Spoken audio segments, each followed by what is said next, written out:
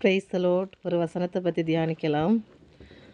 ஏசாயா 45வது அதிகாரம் அதனுடைய 2வது வசனம். ஏசாயா 45 அதனுடைய 2. நான் உனக்கு முன்னே போய் கோணலானவைகளை செவ்வையாக்குவேன். இப்போ கர்த்தர் நம்ம பார்த்து சொல்கிறாரு, நான் உனக்கு முன்னே போய் கோணலானவைகளை செவ்வையாக்குவேன் என்று சொல்லுகிறார். இப்போ நம்ம வாழ்க்கையில் நம்ம கடந்து செல்கிற இந்த பாதைகளில் நம்ம வாழ்க்கையில் சில விஷயங்கள் கோணலானவைகளாக இருக்கும். இப்போ நம்ம ஒரு வழியாக நடந்து போகிறோம் அப்படின்னா, போகிற வழியில் நம்ம ஒரு இடத்துக்கு போய் சேர வேண்டும். அந்த வழியாக நம்ம போய் கொண்டிருக்கும்போது அந்த இடத்துல ஒரு வேளை முற்கள் இருக்கலாம், கற்கள் இருக்கலாம், இல்லை பள்ளம் இருக்கலாம். நம்ம போக முடியாத தடை அங்கே ஏதோ ஒன்று நம்ம வாழ்க்கையில் இருக்கலாம். நம்ம நடந்து போகிற அந்த வழியில் இருக்கலாம். அப்போது நம்ம அதை தாண்டி போகணும் அப்படின்னு சொன்னோன்னா, அந்த கல்லை அங்கேருந்து எடுத்து அப்புறப்படுத்தணும். அந்த குழியை என்ன செய்யணும், செவ்வையாக்கணும்.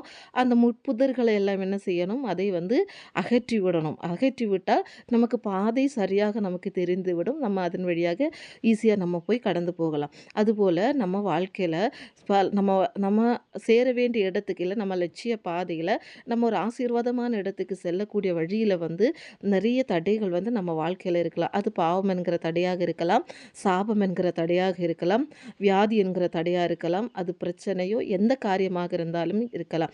ஆனால் அதை கடந்து நம்ம போகணும்னா அதெல்லாம் என்ன பண்ணணும், சரிப்படுத்தணும். அப்போ தான் நம்ம நிம்மதியாக நம்ம சேர வேண்டிய நம்ம பாதையை நோக்கி, நம்ம லட்சிய பாதையை நோக்கி நம்ம என்ன செய்யலாம், கடந்து போகலாம். அப்போ சில காரியங்களை என்ன செய்யணும், நம்மளால் செய்ய முடியாது. ஒரு சின்ன சின்ன விஷயமா இருந்தால் அதை என்ன செய்யலாம், நம்ம சரிப்படுத்தலாம். ஆனால் நம்மளால் சரிப்படுத்த முடியாத சில காரியங்களெல்லாம் நம்ம வாழ்க்கையில் என்ன செய்யும், இருக்கும். அப்போ அதை என்ன செய்கிறோம், நம்ம ஆண்டவருக்கு சமூகத்தில் நம்ம ஒப்பு கொடுக்கும்போது ஆண்டவர் நம்ம என்ன செய்வாரா, நம்ம வாழ்க்கையில் இருக்கிற கோணலானவைகளை எல்லாம் என்ன செய்வாரா, செவ்வையாக்குவார் என்று சொல்லி நம்ம வாசிக்கிறப்போ ஆண்டவர் நம்மை பார்த்து இன்றைக்கி சொல்கிறார், நான் உனக்கு முன்னே போய். அப்போது நம்ம போகிற வழியில் இருக்கிற தடைகளை எல்லாம் ஆண்டவர் என்ன செய்வாராம், நமக்கு முன்பாக கடந்து போவாராம். நம்ம கடந்து போய் என்ன செய்வாராம், எல்லா கோணலானவைகளையும், எல்லா பிரச்சனைகளும், எல்லா சூழ்நிலைகளும், தடையாக இருக்கிற எல்லா தடைகளையும் ஆண்டவர் உடைச்சு போட்டு நம்மளை லட்சிய பாதைகளை நோக்கி நம்மை ஆசீர்வாத நீராக நம்மை வழிநடத்துவார் என்று சொல்லி இந்த வசனத்திலே பார்க்கிறோம்.